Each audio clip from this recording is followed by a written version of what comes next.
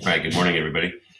Here is a quick tutorial on how to do your animal drawing, your spirit animal, in Conte Crayon. Conte crayons are these kind of highly compressed chalk sticks that they're not as messy as actual chalk. They have a binding agent in them that makes them more like crayons, right? So that's why they're called Conte crayons. And this is what people drew with before they invented pencils and color pencils and, mainly pre-made art supplies, right? Michelangelo, Da Vinci, look at their sketchbooks, and they're using something like this, okay? So what we're gonna do is try to make a observational drawing, right? A fairly realistic drawing of an animal we choose. We work from a photo, and as you can see here, I chose a sloth. This is my spirit animal. Sloths are not just, one way to put it, they're not slow, they are deliberate, right? I try to be as deliberate as possible. And these red lines that I've drawn on the image are a way of warming up, like a thumbnail, doing simple gesture drawing, simple shapes layout to figure out how I'm going to fit the drawing on here. All right, so we can use a pencil. And back in the day when they didn't have pencils, they would have used maybe black or sort of off brown color to start with. But we have the advantage, we can go ahead and use a pencil. And instead of drawing details of the sloth, I would draw a quick gesture, right? A gesture, remember, is basically like simple shapes. So I'm kind of loosely drawing these shapes. And by tracing the picture, I don't know if you have a printer, you could actually try this step, but by making your simple shapes on the image, it's a good training technique, especially when we get to more complicated things like portraits. Tracing is actually a time-honored technique in art that teaches, right?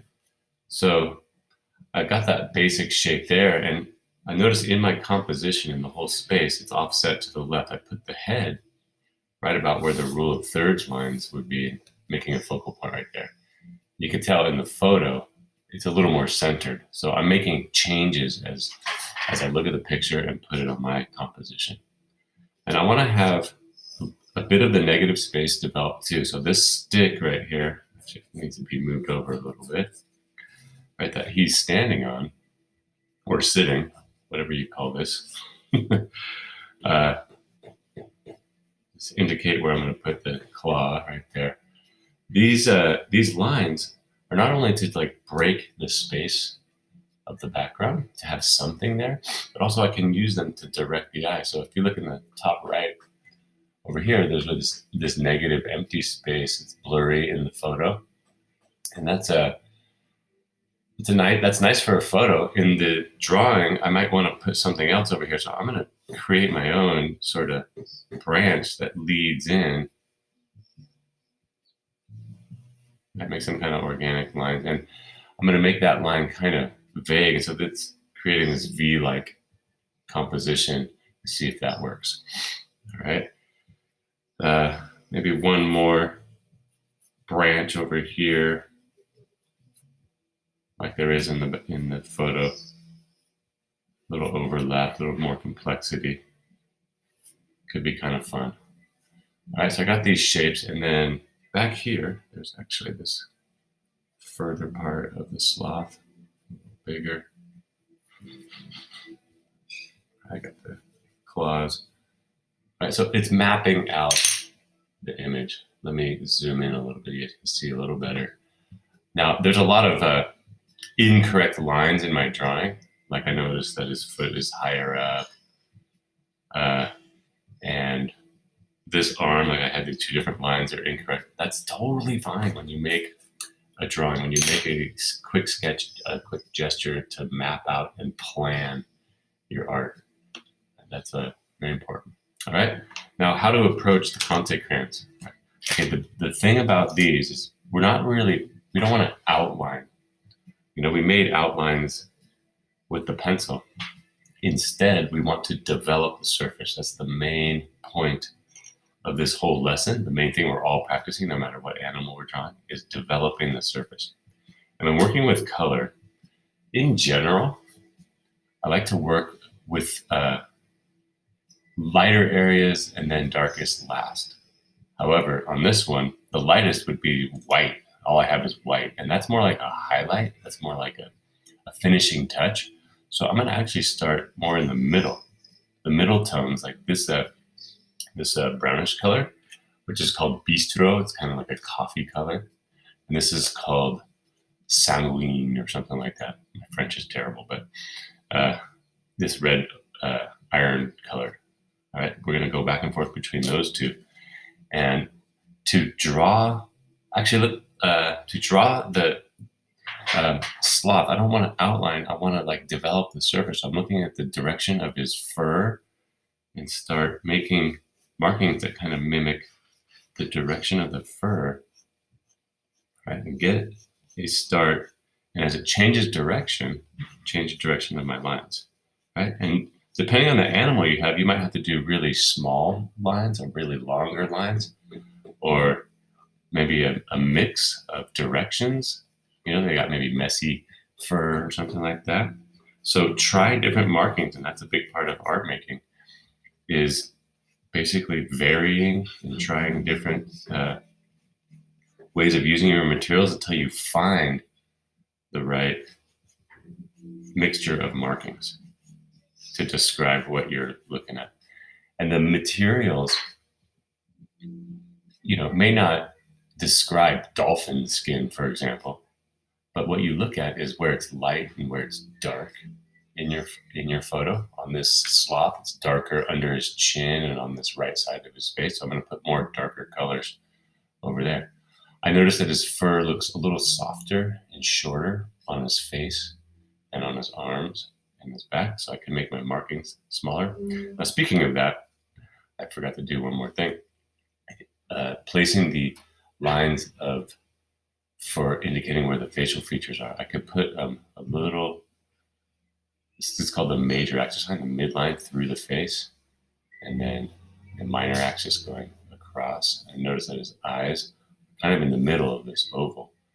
And so if I place the eyes, then it helps me place everything else. I don't need to draw any details because I got to do those with the Conte crayons, right? It's the Conte crayon drawing. But I'm just placing some shapes to notice. It's kind of more visible. All right, so get a little start. That's kind of a bigger face than in the photo, but I can adjust things as I work on it. All right, remember, when you draw, it's just an estimation. You're just getting an approximate area where to put things, and you can adjust as you draw. All right, so with these markings, you don't have to watch me build them all up, but if I start with the bistro, then the red is a more powerful, more saturated color. It's going to pop out more, right? And watch, when I put a little bit of that there, then my eyes are going to go to that area because there's more variety, more contrast in there. And try to find the markings. Now, find the markings that describe the surface. Let me show you where this goes, all right? Here's one sample. And if you look real closely, right, it started with those coffee color, but they kind of fade to the background a little bit. They fade back a little bit, all right, and become less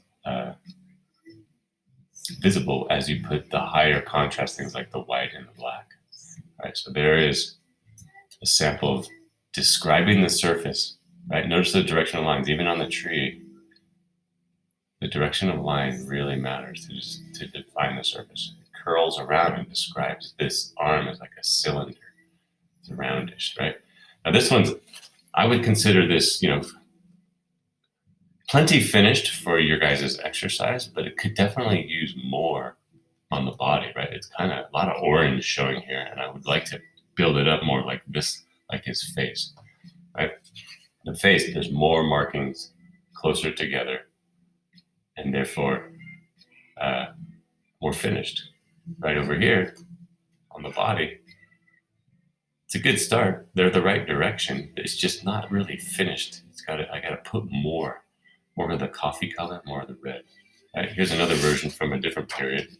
Same picture, right? Notice how the background color affects how powerful the color in the markings are, right? So green against the more reddish colors, those are opposite colors, it pops out pretty good. And then you got a brown piece of paper, same thing, right? See, it's a little more developed on the body, but I still got a ways to go. Okay, so one more time, emphasize developing the surface. Take the time, make markings, change direction, make mistakes. It's all part of the art making process. Don't worry about it. Consider it an exercise, an experiment, and you'll be all good. Enjoy.